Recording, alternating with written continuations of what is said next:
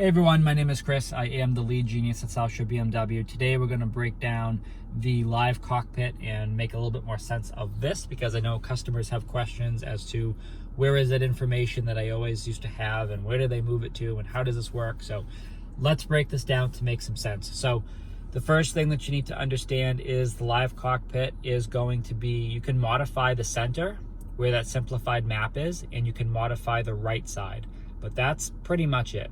So what happens is we're going to look right on the right side, right over here.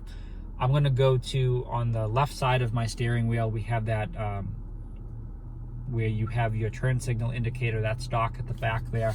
I'm going to press at the end where it says BC. That stands for board computer.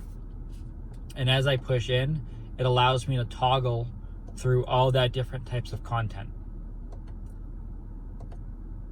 And whatever you keep up there is what the vehicle will remember. So the next time you get in, that's what will be there. So I'm going to go through each one now so you understand what it is. But that's the process of how you get that up there and change that information.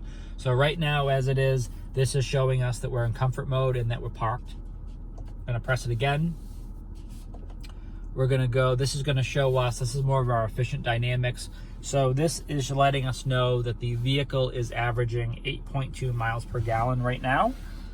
And that little white line will go, it should go down obviously as you're improving on that. Push that again. At the top, that is showing you the total miles on the vehicle. So for us, it's 18. At the bottom down there, that is going to be individual trip, odometer, and basic information. So this is a really big one because a lot of customers are like, how many miles are on the car? I have no idea. They're actually confusing how many miles will empty in the corner over there for how many miles on the car. So that, I believe BMW switched that up because they're like, customers don't need to know all the time how many miles are on their car. If they need to recall the information, they certainly can. So I think that's why they kind of made that an option, and it's not permanently on the display. But that is where it is, right there, right at the top of that line. The 13.7 right down there is how many miles on our last trip. In the 7.2 right below it is going to be the average speed on the last trip. I'm going to press that again. This shows you torque in horsepower. And then that shows you the G's. So how many G's are you pulling on the car, which I think is funny because that's something that we would normally see in our M models. But BMW is letting everyone have some fun just to kind of see that. So enjoy that one. And then we're at our entertainment. So that's a pretty cool one with the extended graphics in the background. So that kind of spreads out there. And then we're back to our comfort mode in being parked. So that is how you're going to modify that content in the side there. In the middle, we're going to turn this right over here just to show you. So you're going to go under car, and then settings, and at the bottom there where it says display, we're going to tap on that, and we're going to go under the instrument panel. So right at the top where it says map view, you can shut that off, which when you do, again, just nothing's there. That's just what you'll see the whole time. If we go back to map view, that's where we started. So there's that simplified map. You can do the route preview, which you're not going to see too much here, but if you look over there, it kind of shows you your turn by turn, all of the lists. So look over there. So this is all the stuff that you're going to have to do coming up. That would be right in the center there. So that's kind of like a table, you know, showing you everything that's coming up. And then you go back to map view or shut it off.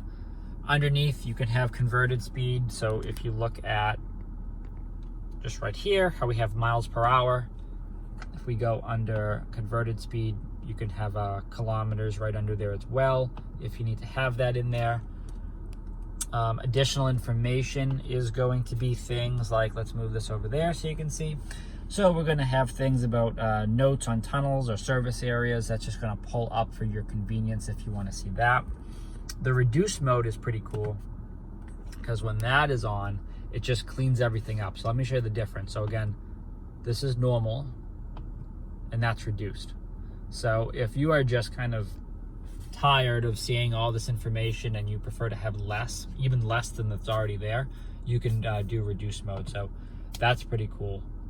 Aside from that, that's pretty much going to be everything that you can do here. When you do go into different driving modes, the graphics change, the colors change. You can see the little M stripes at the bottom for this one. Eco Pro is going to be the biggest change in terms of the content that you see on the display, because now if you look on the right side, this whole section is split in half. So now at the bottom, this is all our efficient dynamics and showing you the battery charge, and you'll see here's the battery and here's the top. So there'll be like a little arrow basically going up and down showing you when you're charging the battery. At the top, this is now your average MPG. So we're sitting at 8 because now we're idling, so now we're going down. But there's the line, and that line will go up and down just like this. So if you're coasting or you're doing something like that, the engine actually does shut off. So it is going to be very efficient. So that needle should be pretty close to 90. And then it bounces back up to wherever it's going to go. So when you're coasting, accelerating, all about the anticipation, all of that. So you'll see all that play out right there. So that's going to be the biggest change there. But again, in terms of what information that you can actually modify and control, it's going to be right in the center and on the right side. So I hope that has made a little bit more sense as to how the live cockpit is broken down. And this is pretty much going to be the same for all of our models there. I mean, it's all going to work the same. As long as you have iDrive 7, then you'll have this display, and it's all going to work the same. I do know some of the earlier versions of the X5 that first came out and the 3 Series that came out, all based off of the software. Some things were a little bit different, where we did keep the total miles on the car at the bottom down there somewhere. But since then, we have kind of cleaned that up a little bit, and you do have to kind of toggle through that information to get there. So everyone should be on the same page in terms of software updates and where everyone stands today in terms of how the display looks itself, because I do know there was a little bit of a difference when some of these cars were first launched, but the consistency seems to be pretty much on par now, so that's good. So please let us know if you have any questions, and I hope that this video has made a little bit more sense for you. So thanks for watching.